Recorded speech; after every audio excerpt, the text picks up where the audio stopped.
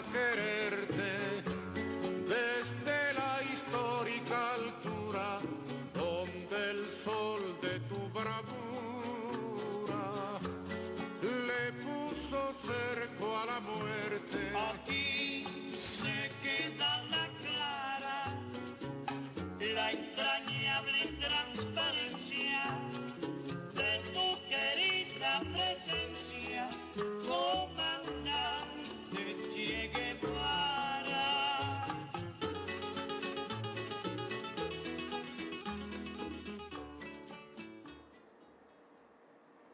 Buenas noches, usuarios y usuarias de Venezolana de Televisión. Voy a solicitar su permiso para quitarme la mascarilla. En esta programación especial de Venezolana de Televisión en medio de la pandemia, de la lucha del país contra la pandemia del COVID, estamos en Teleforo. Hemos querido comenzar, aunque nuestro programa hoy es sobre el racismo y la violencia racial en Estados Unidos, quisimos comenzar con este pequeño homenaje al comandante Che Guevara, que hoy hubiese cumplido 92 años, como ha dicho el canciller en un mensaje en redes sociales, sigue vivo en la conciencia y en las luchas de los pueblos de América Latina. Hoy también, por cierto, se cumple un aniversario más del nacimiento de otro gran latinoamericano revolucionario, José Carlos Mariátegui, el gran peruano.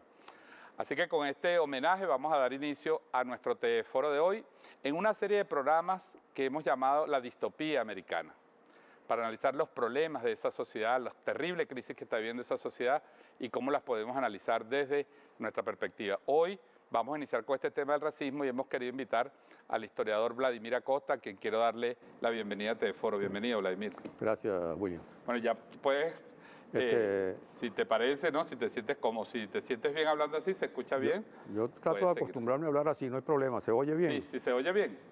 Perfecto. Así me veo más huemoso porque no se me ve el resto de la cara. No, y además que conservas, ayudas a recordarle a la gente que tenemos que estar usando las medidas de aislamiento y distanciamiento social.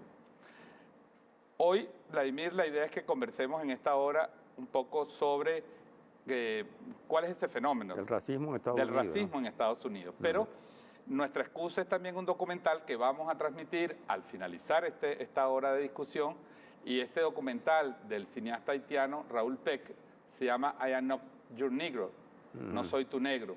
Es un extraordinario análisis del problema racial en los Estados Unidos. Y vamos a estar entonces conversando contigo, Vladimir, de este fenómeno. Exacto. Antes de hacerte la primera pregunta, quisiéramos que viéramos este primer segmento muy breve donde el cineasta Raúl Peck, basado en un libro inconcluso del escritor James Baldwin, nos explica cuál fue el motivo, qué lo motivó a hacer este documental. Adelante.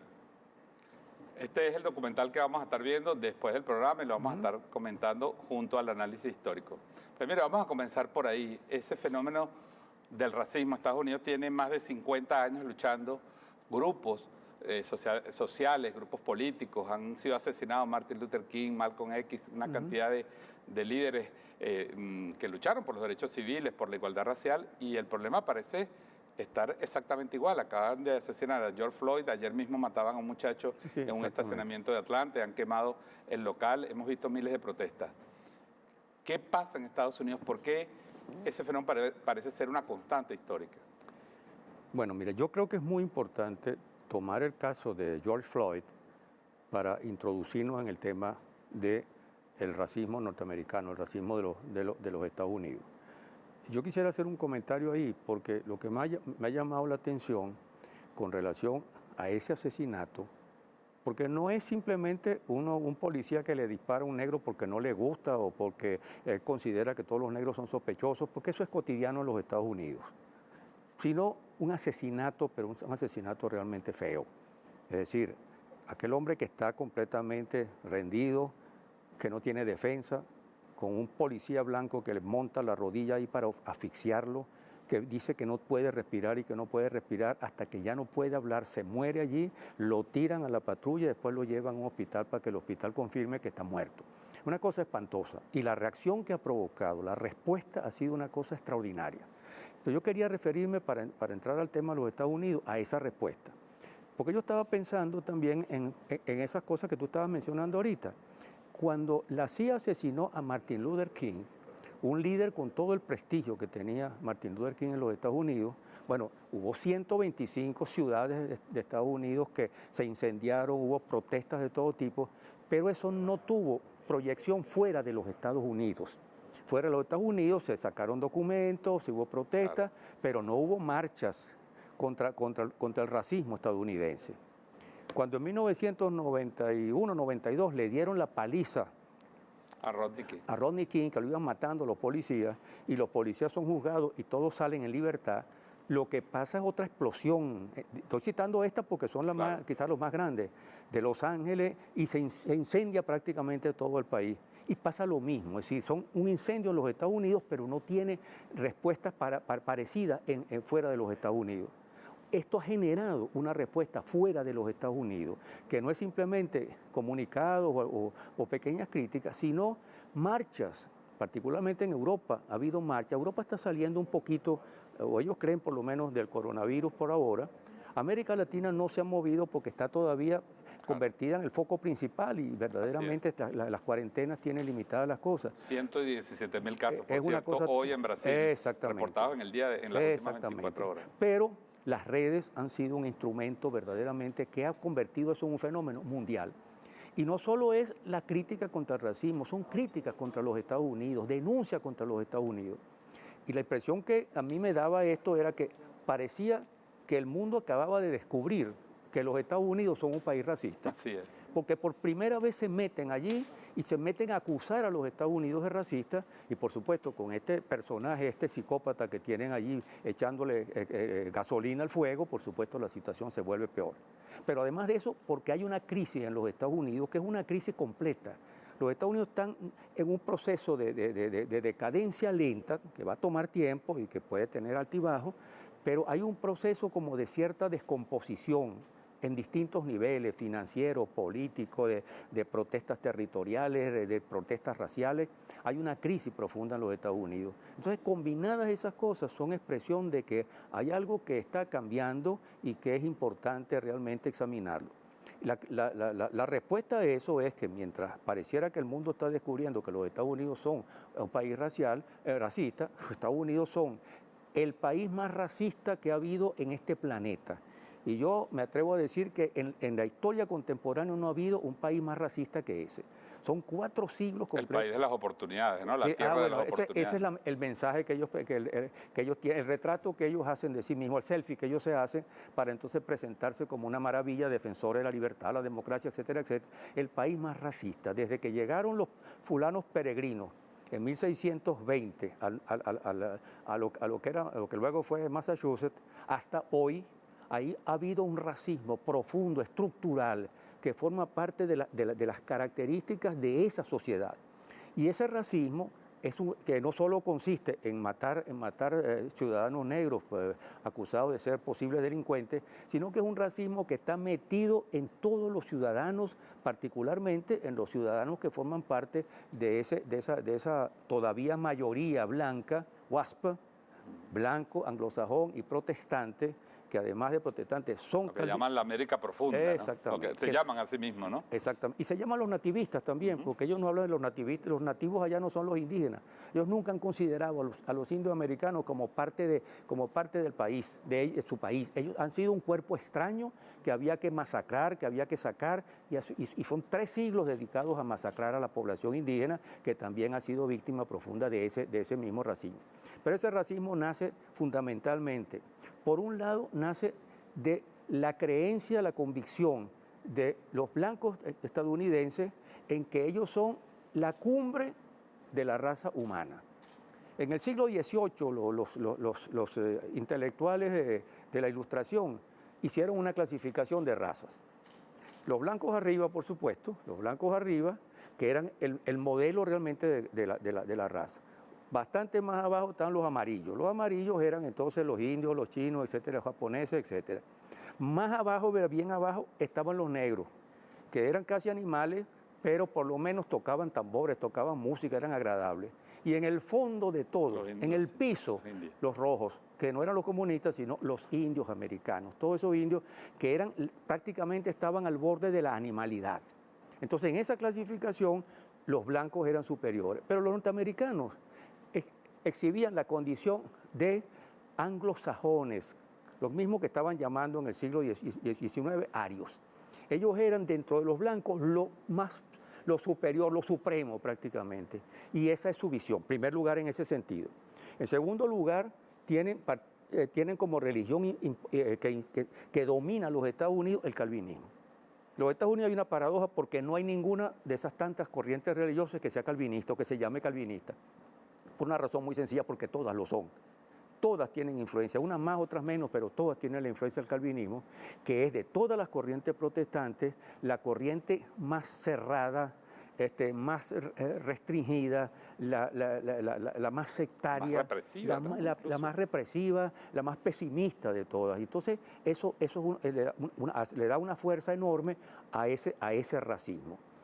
No se puede ser calvinista porque uno quiera ser calvinista. Para ser calvinista se necesita que Dios le dé una señal a uno y entonces uno responde a esa señal. Pero mientras Dios no te da esa señal, tú no puedes ser calvinista, tú puedes pretender ser calvinista, tú puedes ser católico porque tú quieres y le dices a la iglesia, yo quiero ser católico. Este fue el recurso que usó George W. Bush cuando dijo antes de la guerra de Irak que Dios había hablado con él, ¿no? Bueno, claro, es que los presidentes de los Estados Unidos hablan todo, le hacen la competencia al Papa, todos ellos hablan con Dios. Y el pobre Papa no sabe verdaderamente si lo que le dice Dios a él es verdad o la verdad se la dice a los Estados Unidos. Pero bien, en fin, está eso también. Pero eso, de ahí sacan la mayoría blanca norteamericana, el hecho de que ellos son leyendo la Biblia y leyendo particularmente el Antiguo Testamento, o sea, la Biblia judía que los cristianos le robaron a los judíos porque la necesitan, porque sin ese nuevo Viejo Testamento no pueden justificar el cristianismo. Entonces, con ese libro en la mano, ellos se creen el nuevo Israel, son el nuevo pueblo elegido, el nuevo Israel. Y como el antiguo Israel fue alentado por Yahvé a ir a Palestina y entraron los hebreos a Palestina, según cuenta la Biblia, parece que eso no es totalmente cierto, según cuenta la Biblia, matando, tumbando y capando, como dicen en el llano, destrozando a todos los pueblos, ellos exactamente han hecho eso con la población indígena. Y su racismo empieza con la población indígena. Pero aparte de eso hay un cuarto elemento, que es que justamente ellos, como pueblo elegido, reciben signos de Dios de que son ese pueblo elegido. Y no son un pueblo elegido simplemente porque lo eligieron para quedarse ahí. Son un pueblo que está elegido para dominar el planeta, para ser los dueños del mundo. Lo que al principio se llamó la ciudad en la colina, en la colonia, más adelante se convirtió en el destino manifiesto. Y el destino manifiesto era que ellos iban a dominar primero este continente y después el mundo entero. Y parece que tenían cierta razón, porque la verdad es que lograron imponer su dominio prácticamente sobre buena parte del mundo. Pero eso es lo que da esa estructura del racismo, de esa visión de que ellos son excepcionales, superiores, únicos, el pueblo indispensable, como decía Obama, que por supuesto que era negro además y no tenía por qué haberlo dicho porque ese no era su pueblo. En fin, ese es el cuadro en el cual el racismo norteamericano, el racismo de los Estados Unidos vive, se alimenta y constituye una parte prácticamente estructural de las reacciones y de la vida cotidiana de esa población WASP que domina Estados Unidos. En un interesante artículo que yo quiero citar algunas cifras escritas por la internacionalista Laila Tajeldine, dice cómo está institucionalizada la discriminación racial en Estados Unidos. Dice, se ha demostrado por de las Naciones Unidas, los grupos de Naciones Unidas que luchan contra la segregación racial, que 1 de cada 3 ciudadanos afroamericanos ha sufrido discriminación o actos de racismo. El Centro de Investigación Pew de Estados Unidos en 2016 mostró a través de un estudio poblacional que en ese país el 70% de la población afroamericana y el 52% de la población latina habían sufrido discriminación. Hay, según estudios en Estados Unidos, más de 940 grupos de odio legalmente institucionados que se permiten, incluyendo el Ku Klux Klan. Incluyendo el Ku Klux Klan, los grupos neonazis. Es decir, hay una permisividad y hay una institucionalización de la violencia para frenar las luchas raciales en Estados Unidos, que forma parte de lo que tú llamas ahí el ADN cultural del racismo en Estados Unidos. Yo quisiera, porque tú debes conocer que en Estados Unidos se ha debatido mucho ese tema del libro La cabaña del tío Tom, donde se hace una romantización del esclavismo y se ha utilizado incluso en el debate político norteamericano para decir que el buen negro es el negro que actúa como el tío Tom. Es el tío Tom. Es el que se deja golpear en las plantaciones. Vamos a ver este segmento y seguimos conversando aquí con Vladimir Acosta sobre el tema del racismo. Vamos a ver este segmento del documental No soy tu negro de Raúl Peck. Adelante. Vladimir, decía ahí James Baldwin, que es el escritor que aparece en el documental, decía ahí cosa que quisiera tus comentarios, porque tú hablabas de cómo está sembrado en el ADN de la sociedad norteamericana el racismo. Él decía, la discriminación destruye el sentido de la realidad de una clase social marginada y excluida. Los medios y la historia han romantizado la explotación, las masacres contra los pueblos nativos de Estados Unidos y convirtieron una masacre en una leyenda épica que las películas de cowboy nos han vendido. Del oeste, sí. Es decir, el rol de la cultura, el rol de la educación, el rol de los medios en la institucionalización del racismo en Estados Unidos. ¿Cómo lo ves? Bueno, eso es un componente fundamental porque justamente es a través de la educación, en primer lugar, de todos los niveles de la educación, de la religión, porque la religión está metida en todo en los Estados Unidos, y de los medios, que se construye prácticamente la imagen de los propios Estados Unidos, lo que ellos quieren venderle al mundo, para lo cual tienen el dominio de todos los medios y pueden fabricar los mitos que sean y de difundirlo. A mí me interesa ese tema justamente porque en el libro que yo publiqué hace 3 años, El monstruo y sus entrañas, está dedicado a una cosa que el latinoamericano no conoce. El latinoamericano, o los latinoamericanos nosotros, conocemos fundamentalmente a los Estados Unidos por lo que nos han hecho. Es decir, conocemos a los Estados Unidos como el invasor, como el imperialista, como el agresor, por los golpes de Estado, por los crímenes cometidos. Pero no se tiene idea de cómo son los Estados Unidos por dentro. Porque para que ese imperialismo se mantenga y tenga el poder que tiene que tener un control de su población. Porque es con su población que ellos actúan y su población de alguna manera termina siendo cómplice de buena parte de sus crímenes porque ha sido formada en eso. Y particularmente el racismo norteamericano, el racismo de los Estados Unidos, se difunde hacia afuera porque desprecian prácticamente a todos los pueblos, a unos más que otros. Hay que ver la forma como desprecian a los mexicanos y cómo despreciaban a los mexicanos en el siglo XIX, pero también fundamentalmente va dirigido a los indios y a los negros, a la población negra. Y yo quería justamente tocar ahorita, en este segundo segmento, digamos, algo que yo desarrollo en el monstruo y sus entrañas. Es el tema del mestizaje en los Estados Unidos. Porque el mestizaje es un producto del encuentro siempre de una sociedad, de dos sociedades distintas, en este caso de dos sociedades que tienen color de piel diferente, como pasa con el racismo moderno, y allí siempre hay algún tipo de atractivo entre hombres y mujeres que terminan generando una población que es mestiza. Eso es típico de América Latina, donde alcanzamos entonces Venezuela, ya unas colecciones de mestizos de todos los niveles, ¿verdad? En los Estados Unidos no existe el mestizaje. No existe el mestizaje. En primer lugar, porque los predicadores calvinistas desde muy temprano lo prohibieron. Lo castigaron con violencia prácticamente, con latigazos, con marcas, cosas que poca gente lo conoce, ese tipo de cuestiones. Mujeres que les ponían marcas en los brazos y las obligaban a exhibirlo, marcas en la cara si violaban eso, hombres que también eran castigados por tener relaciones que eran condenables, porque el fondo de eso es: mi blancura no se echa a perder con nada. Yo no puedo unirme a otra raza porque esa raza está por debajo de mí, es inferior a mí, porque yo soy el sumum de la blancura. Entonces no hay posibilidad de mestizaje. Pero el mestizaje existía. Claro, el mestizaje existía, y entonces lo que hicieron los sudistas, fundamentalmente los países del sur, particularmente Virginia, es eliminar el mestizaje por la ley. Y yo voy a contarte un poco este cuento que es importante conocerlo, claro, y es poco conocido. En 1662 en Virginia hubo una muchacha que era hija mestiza, por supuesto, una más de algunos mestizos que existían, de un padre inglés y una madre norteamericana que no era blanca. Y ella pidió ante la ley ser declarada blanca porque su padre era inglés y porque su marido también era inglés. Entonces el tribunal decidió a favor de ella. El Estado decidió reaccionar frente a eso. Y aprobaron 2 años después una ley que ellos buscaron una base romana. Buscaron una ley romana, de la antigua Roma, de la Roma clásica, de la Roma imperial, contra el mestizaje. Esa ley se llamaba Partus Seguitur Ventrum, o Ventrum. Es decir, el parto sigue al vientre. Si tú eres hijo de un vientre esclavo, eres esclavo. Y si vienes de un vientre que no es esclavo, no eres esclavo. Porque eso se aplicaba en Roma. Claro. Se aplicaba en Roma.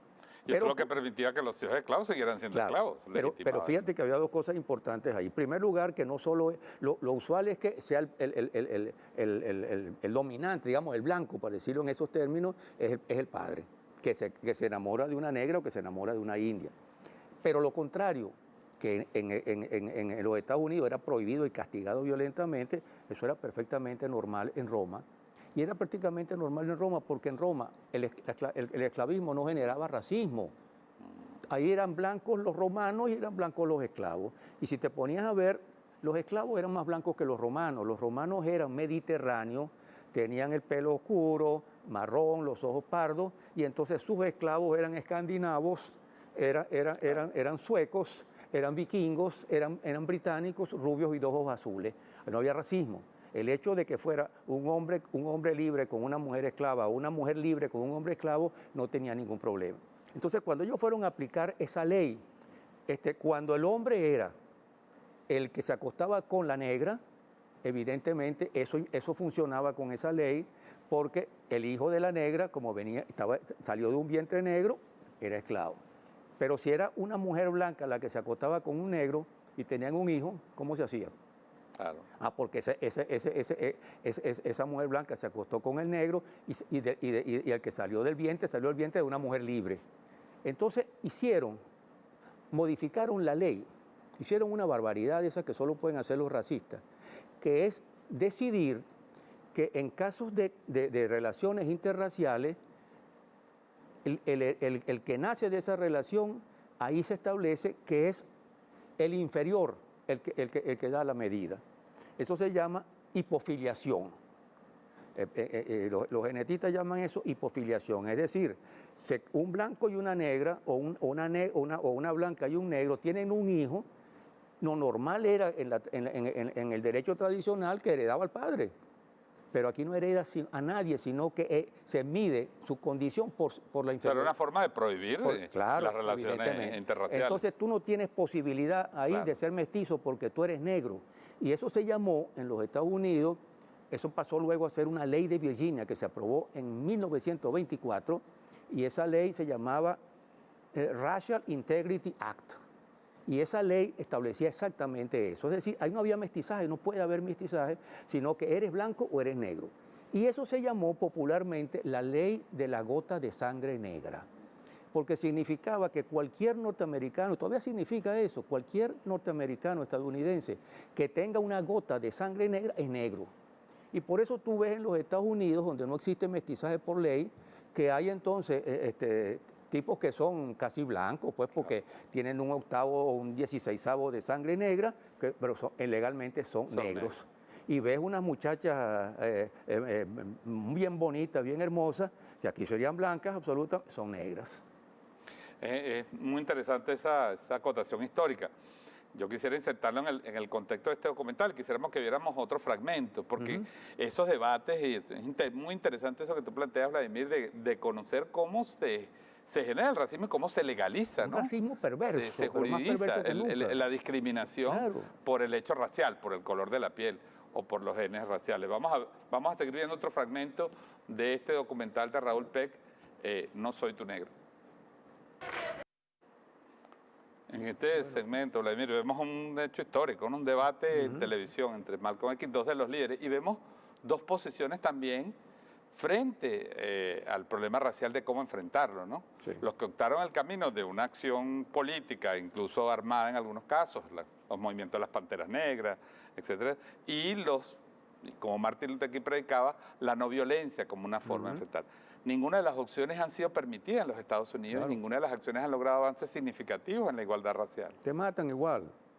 te matan si eres pacifista, si te matan si propones una solución violenta, puede que te maten más rápido si la solución es violenta, pero de todas maneras te matan. Si adquieres cierto poder, cierto prestigio, te matan o te anulan, como pasó con la Pantera Negra. Más bien lo que hicieron fue encarcelarlos, anularlos y tratar de corromperlos, etcétera, etcétera. Así, no se ha encontrado una vía, porque se necesita verdaderamente un cambio profundo en los Estados Unidos para que verdadera una sacudida profunda en los Estados Unidos. Y yo pienso que podía haber algo de eso en este caso, en el caso de George Floyd, que pudo haber generado algo de eso. Lo que pasa es que ahí no hay propuestas, no hay programas, no hay cosas. No parece haber, ¿no? No parece que no parece lo haber hay. Un movimiento organizado, sino un deseo de la gente. Una explosión de una explosión de esa, pero parece que no lo hay. Pero yo de todas maneras, como trato de escaparme de la trampa que tú me tiendes, que me metes en el documental, yo me quiero salir, Claro. porque quiero seguir hablando de la profundidad de ese racismo en los Estados Unidos. Sí. Esa ley que se aprobó en Virginia el año 24, esa ley está relacionada con otra ley, que era una ley de esterilización, que se aprobó en ese año. Y esa esterilización iba dirigida a la población negra y estaba conectada con la eugenesia, porque los Estados Unidos no fueron los que inventaron la eugenesia se preparó, racistas europeos la fueron preparando, pero el primer país que tuvo un instituto de eugenesia fue Estados Unidos, y ese instituto estaba situado cerca, en el estado de Nueva York, cerca de Nueva York, se fundó en 1909 o 1911, y además de tener para formar expertos en eugenesia, también tuvieron una serie de instituciones que se ocupaban de la praxis, tenía que ver con la eugenesia. Y al final esa eugenesia buscaba justamente tener una sociedad perfecta, limpia, espartana, pues prácticamente, donde no hubiera nadie con defecto, y poder entonces a todas aquellas personas que fueran consideradas inferiores, y no era casualidad que la mayor parte de esas personas eran justamente los pobres y los negros, y generalmente coincidían las dos cosas. Entonces, esos individuos, hombres o mujeres, eran considerados entonces como unos seres que no servían para la sociedad, y lo que se lograba con ellos era entonces esterilizarlos o castrarlos prácticamente. Eso se hacía en los Estados Unidos y tenía un apoyo intelectual enorme en esa década de los 10, de los 20 y de los 30. Los nazis no inventaron esa eugenesia. El doctor Mengele, el que hacía las lámparas aquellas con pieles de preso, se copió uno de esos manuales y lo celebró y después lo aplicó en tiempo de la Segunda Guerra Mundial. Y además se inventó lo del cociente intelectual. El cociente intelectual se convirtió en uno de los instrumentos de manipulación racial peores, porque es evidente que un individuo que es hijo de una familia que tiene dinero, bibliotecas, cultura, etcétera, etcétera, tiene un cociente intelectual que lo puede demostrar ahí, que es un cociente intelectual que pasa de 130 y te convierte en un genio. Pero alguien que ha tenido un padre y una madre separadas, borrachos, pasando hambre, sin poder educarte, ¿cómo puedes tener entonces un cociente intelectual que si acaso tienes más de 70 te salva, si tienes 69 te esterilizan y te castran? Además se dedicaron también, y California fue el estado que más se embarcó en eso, se dedicaron también en esos mismos años a esterilizar a las mujeres, a ligar a las mujeres negras, y mujeres negras, para que no tuvieran tantos hijos, porque esos hijos iban a ser justamente un obstáculo desde el punto de vista de la sociedad. Prácticas que se han aplicado en América Latina, con la población indígena, en África. Se aplicó en el Perú y en Bolivia, se aplicó en los años 60 y 70, etcétera, etcétera, se aplicó en la India, etcétera. Pero todo eso viene de los Estados Unidos, y es que el problema es que los Estados Unidos, la historia de los Estados Unidos está llena de todas esas cosas horrorosas, solo que uno ve televisión y se encuentra entonces a los Estados Unidos haciéndose esos selfies, que es decir, mostrando que ellos son el progreso, que ellos son la libertad, y entonces te muestran a Edison y te muestran a Graham Bell, que por cierto no es el inventor del teléfono, se lo robó un italiano, y finalmente al italiano le reconocieron después de muerto que el inventor era él y Graham Bell se lo había robado. Entonces, pero todo lo que es estadounidense aparece como exitoso, como triunfante, porque lo hacen ellos mismos. Ellos se hacen entonces su propia publicidad. Pero la historia de los Estados Unidos, detrás de esa historia que es oficial y de esa historia que ellos difunden, está llena de cosas como esta. Y yo quisiera, si me das un tiempito más antes del próximo segmento del documental, no me lo voy a perder, si me interesa bien interesante, que es hablar del racismo de los padres fundadores y de algunos de los héroes norteamericanos. Washington y Jefferson, para citar nada más dos ejemplos, eran racistas, pero eran claramente racistas. Eran propietarios, tenían esclavos. Primero eran propietarios de esclavos. Y en ese sentido, Washington era más buena gente que Jefferson, porque Jefferson jugaba mucho, perdía dinero y entonces vendía los esclavos y separaba para pagar las deudas de juego. Separaba a la familia para pagar las deudas de juego. Washington, después cuando llegó el momento de su muerte, le dio la manumisión a todos los esclavos. Jefferson no lo hizo. Pero no solo eso, hablaban de los indios como unos animales del bosque, que eran como lobos, que había que meterlos lejos de la civilización. Perdón, Vladimir, o sea que cuando ellos dicen en la Constitución norteamericana, de la cual se jactan, we the people, se están refiriendo a ellos. Claro, el pueblo son ellos. El pueblo son ellos. No la chusma. Tema griego también. En los papeles del Federalista, de Hay y Hamilton y Madison, muestran entonces, la idea es cómo mantener a esa chusma lejos del poder. Chomsky tiene un buen libro sobre eso. Pero entonces quiero referirme a Lincoln. Y hay un mito con relación a Lincoln. El mito con relación a Lincoln es presentar a Lincoln como el libertador de los esclavos. El hombre que amaba a los esclavos y los puso en libertad. Eso es embuste, pero eso es una mentira clarísima. Y en los Estados Unidos, por supuesto, eso pasa por verdad, y en el mundo entero pasa por verdad. Lincoln es un supremacista blanco. Yo tengo unos textos de Lincoln, donde Lincoln habla justamente de que en una sociedad donde viven blancos y negros, ojalá no vivieran porque la pasan mal los dos, dice él, los blancos tienen que tener la superioridad. Él no acepta que los negros sean jurados, que los negros primero que no aceptan que sean jurados en los tribunales, no aceptan que tengan voto, y considera que en una relación como la de Estados Unidos entre blancos y negros hay uno arriba y otro abajo, y los blancos deben estar encima de los negros. Eso lo dice Abraham Lincoln. Y además de eso, Lincoln, cuando se produce la guerra civil, la guerra de secesión, cuando se van a romper los Estados Unidos, porque el sur, que siente que le están imponiendo la unión a la fuerza y quieren separarse, Lincoln lucha justamente por salvar la unidad. En eso sí Lincoln es consciente y constante.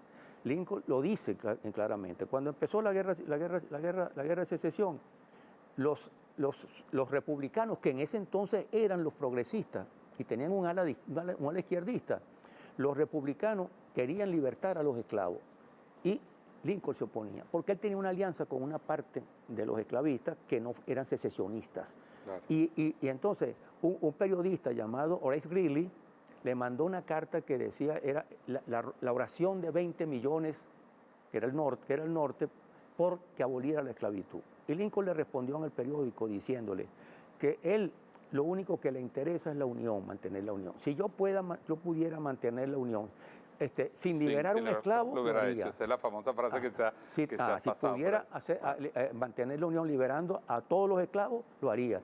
O si lo pudiera hacer liberando unos cuantos esclavos, también lo haría. Y cualquier cosa que yo haga es para mantener la unión, y si me opongo es porque eso perjudica a la unión. Y en eso fue absolutamente constante. Pero luego remata con una mentira peor. El discurso de Gettysburg, que es la oración de Lincoln, hay una frase de Lincoln allí que es famosa y que es una frase muy hermosa, porque él habla del gobierno del pueblo, por el pueblo y para el pueblo. Y lo define entonces como la democracia. Eso es la democracia, eso no existe en ninguna parte, pero realmente eso sería la democracia, un gobierno del pueblo, por el pueblo y para el pueblo. Pero ¿qué dice Lincoln? Que esa guerra está haciendo para que el gobierno del pueblo, por el pueblo y para el pueblo no fracase, porque ese es el gobierno que tienen los Estados Unidos, por favor. Claro, así es. ¿Entiendes? Entonces, bueno, hay una cantidad de mitos allí que la mayor parte de la gente no lo conoce Gente muy y lo interesante. y lo sigue repitiendo. Sí, estamos llegando ya en la parte final. Vladimir, yo quiero mostrar el último segmento del documental, pero este nos trae un poquito a un problema estructural que no lo vamos a agotar en el programa de hoy, pero que sin embargo nos abre para el análisis de la sociedad norteamericana. El progreso de la sociedad norteamericana, no hay ninguna duda, ha sido montada sobre la explotación esclavista, Claro. la explotación de su propio pueblo y sobre la explotación internacional de los pueblos, el saqueo de los pueblos. Exacto. El documental lo aborda sin que sea su interés a través de un fragmento de una película que es introducida muy interesante, que nos habla sobre por qué hoy la sociedad, la clase media blanca de Estados Unidos no comprenden las luchas raciales, no entienden por qué la gente se está rebelando, y es porque ese problema estructural que tiene que ver con la economía, con la subsistencia, con los privilegios, ha sido ocultado también por esa historia oculta del racismo. Vamos a ver este segmento en esta parte final y regresamos para la reflexión final de Vladimir Acosta en este análisis, en esta introducción del análisis de la distopía americana.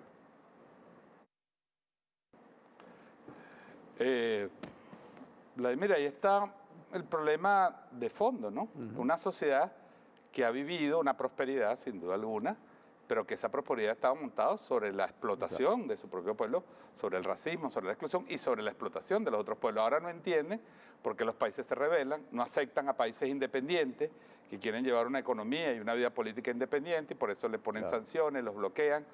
Es decir, que este tema del racismo se conecta con un problema estructural, que es el tema de la dominación de la economía, ¿no? Ahora, el pueblo estadounidense es el pueblo más ignorante del planeta. Ese es el pueblo que ha tenido las mejores oportunidades para ser el pueblo más educado, el pueblo más culto. Es el pueblo más ignorante del planeta, es un pueblo que prácticamente no ve otra cosa que sus propios canales, lo que le informan sus propios canales, que no sabe dónde quedan los países. Cuando presentan una guerra no saben dónde queda, qué pasó, y no les importa realmente, Es decir, uno ve que en los Estados Unidos se publican libros, y entonces, bueno, uno dice un libro, que le publicaron un libro a uno, 1000 ejemplares, y yo, coño, qué bueno, 1500, no, es un bestseller. Bueno, ahorita que en los Estados Unidos publican un libro, 10 millones. Los Estados Unidos tienen 330 o 340 millones de habitantes. Un libro de 10 millones lo lee esa élite que lee, que es culta en los Estados Unidos. Los demás no leen. Uno ve las películas y tú ves cómo hablan. El vocabulario que tienen es una cosa tan corta, frases cortas. Verdaderamente es un pueblo embrutecido para poderlo dominar. Los Estados Unidos han embrutecido a todos los pueblos que pueden para poderlos dominar, pero empezando por su propio pueblo. Le llenan la cabeza de basura con los medios, con la educación, con la religión, etcétera, etcétera, de tal manera que ese es un pueblo que no puede entender la mayor parte de las cosas. No puede entender la mayor parte de las cosas. Me acuerdo de una caricatura que salió en los tiempos de Bush, de un niñito que le preguntaba a su papá, estaban en una marcha, el niñito le preguntaba al papá y le decía, papá, ¿por qué el petróleo nuestro está en las arenas de ellos? Eso es, pues no podía, pero era un chiste con toda la intención, pero quiero decir, es eso, es una ignorancia total, confunden la Argentina con México. Ya no tanto, pero hace unos años salían aquellas películas donde salían unos mexicanos que eran unos gauchos, una cosa que era total. América Latina era el continente divertido del caos, del desorden. Y Trump es expresión un poco de eso, o sea, como de la ignorancia. Para ese análisis de qué significa culturalmente Trump para una sociedad que está viviendo una crisis profunda, una crisis, una decadencia profunda y parece no darse cuenta o parece resistirse. Claro, Trump es una bestia verdaderamente. Trump es un empresario corrupto, un empresario que ha quebrado no sé cuántas veces, que se ha salido de negocio a tiempo, que es un manipulador, ese es su mundo, y un poco su mundo de televisión donde también él se manejó ahí.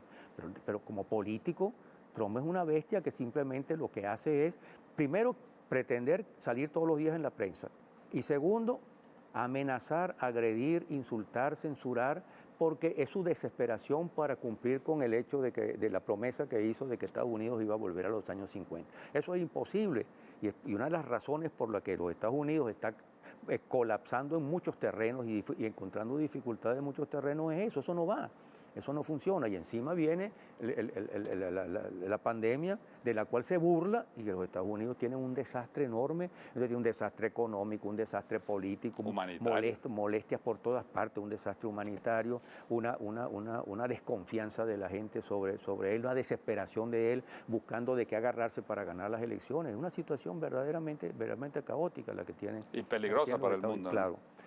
Bueno, hay algo que todavía ya terminamos. Estamos terminando. Si quieres una reflexión final, es un tema, bueno, por supuesto que se pierde de vista. Yo quería ¿no? hacer unos comentarios sobre la Constitución, pero no sé si hay tiempo ya. Bueno, si es corto, sí, por supuesto. No es corto.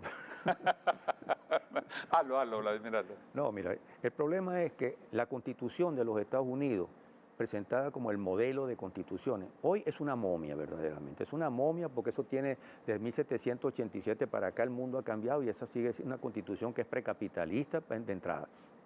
Pero aparte de eso, esa constitución nunca ha sido una constitución democrática, no es una constitución democrática, es una constitución republicana.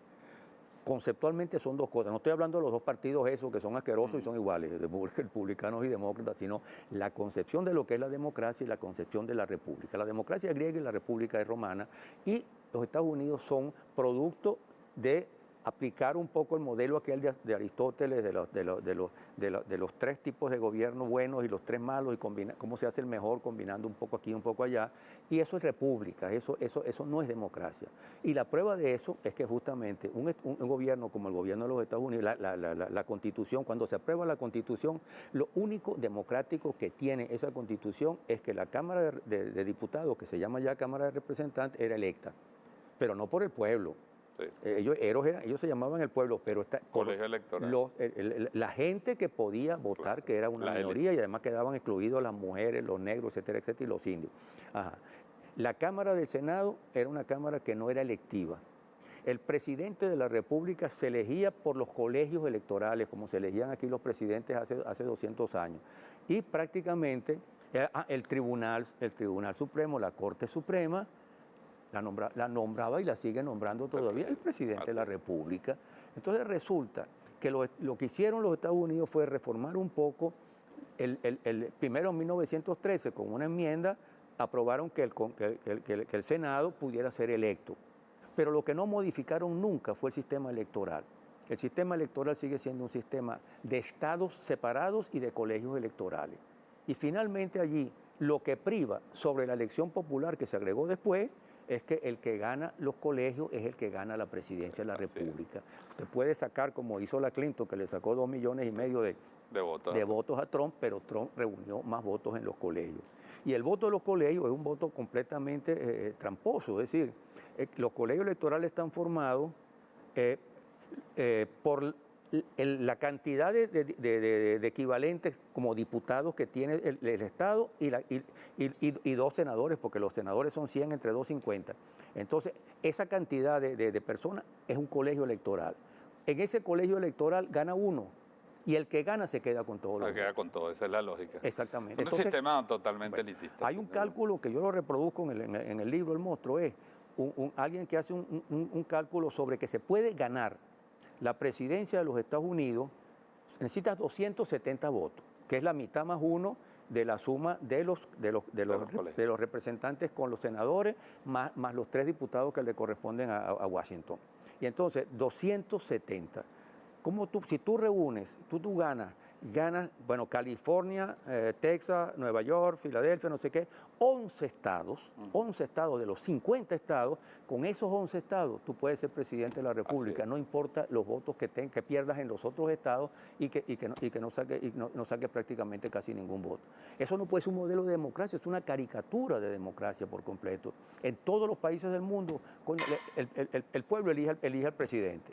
Puede haber fraude o no fraude, allá también hay fraude. Hay fraude, además. Hay fraude. Como con Bush, como le hicieron Al Gore hubo un fraude escandaloso, ¿entiendes? No es eso. Pero ese es un sistema que no es democrático y los Estados Unidos necesitan una nueva constitución una nueva constitución, una nueva relación de clases y de sociedad para poder tener una constitución distinta que realmente sea por fin una constitución democrática. Y eso es una de las cosas que algún día tendría que tener los Estados Unidos. Pero mientras tanto se manejan con esta momia a la cual le han hecho todos los adefesios posibles y simple y llanamente esa constitución prácticamente casi no tiene ninguna validez porque los Estados Unidos hoy son una plutocracia gobernada por ese 1% de multimillonarios que hace lo que le da la gana y que trabaja para justamente... Una plutocracia además corporativa, ¿no? Corporativa por completo. Bueno, muchas gracias, Vladimir. De verdad que hemos disfrutado muchísimo de tus enseñanzas históricas, como siempre, y de tu profundo conocimiento. ¿Cómo es que se llama tu libro? El monstruo y sus entrañas. El monstruo y sus entrañas, si se puede... Ese libro ahorita lo está reeditando Monte Ávila. Y ojalá pueda Monte Ávila finalmente tratar de sacarlo lo más pronto que se pueda, porque ese es un libro que llena un vacío latinoamericano y que verdaderamente es necesario, hoy es más necesario que nunca, conocer por dentro los Estados Unidos, conocer toda esta cantidad de mentiras en las cuales se basan los Estados Unidos y las disfrazan constantemente. Si no conoces a quien enfrentas, el enemigo hay que conocerlo. Así es, muchas gracias. Vladimir Acosta, muchas gracias a ustedes, usuarios y usuarias de Teleforo, de Venezolana de Televisión. Los invito a continuación, vean este extraordinario documental basado en textos del escritor James Baldwin, dirigido por un cineasta extraordinario, autor de El joven Mars, autor de una biografía sobre Patrice Lumumba, el cineasta haitiano Raúl Peck. Es una introspección profunda sobre el problema del racismo en los últimos 50, 60 años en los Estados Unidos. Y nos vemos en el próximo Teleforo, donde vamos a seguir tocando de alguna manera la crisis económica, la crisis social, la crisis cultural, los aspectos electorales y políticos, como señalaba Vladimir, de esa crisis que vive el hegemón del norte, el imperio norteamericano, la distopía americana. Nos vemos en un próximo Teleforo.